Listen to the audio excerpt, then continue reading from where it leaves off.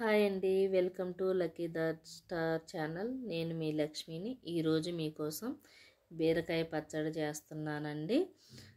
కావలసిన పదార్థాలు: 1/2 కిలో బీరకాయలు నీట్గా కడిగి కట్ చేసి పెట్టుకున్నానండి.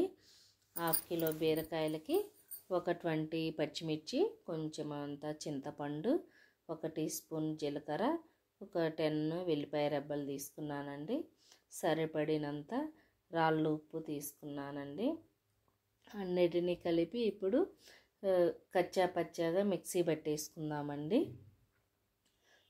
మిక్సీ పట్టేసి అట్లా చిన్న చిన్న ముక్కలు ఉండేలాగా చూడండి, చూపిస్తున్నాను కదా, అలా చిన్న చిన్న మధ్యలో బీరకాయ ముక్కలు కనిపిస్తుండేలాగా మిక్సీ పట్టండి.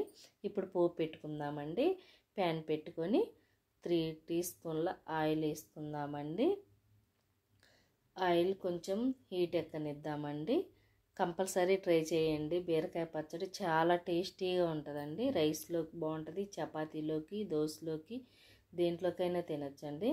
ఈ ఆయిల్ హీట్ ఎక్కిందండి. 2 టీ స్పూన్ల పోపు గింజలు వేసాను. 2 ఎండుమిర్చి కూడా తుంపేసాను. ఇప్పుడు పోపు గింజలు, ఎండుమిర్చి కొంచెం వేగనిద్దామండి. ప్లీజ్ అండి, లైక్ అండ్ సబ్స్క్రైబ్ చేసుకోండి ఛానల్ని. మీకోసం ముందు మంచి మంచి వీడియోస్ పెడతానండి. ఇప్పుడు పోపు గింజలు, ఎండుమిర్చి ఇప్పుడు వేగాయి కదండి. కావాలంటే మీరు ఆనియన్ కూడా వేసుకోవచ్చండి. నేనైతే ఆనియన్ వేయలేదండి, కావాలంటే వేసుకోవచ్చు. పోపు గింజలు, ఆనియన్స్ వేగాక నేనైతే ఇప్పుడు కరివేపాకు వేస్తున్నానండి. కరివేపాకును కూడా పెద్ద పెద్ద ఆకులుగా ఉన్నాయి కదా, చిన్న చిన్నగా కట్ చేసి వేస్తున్నాను.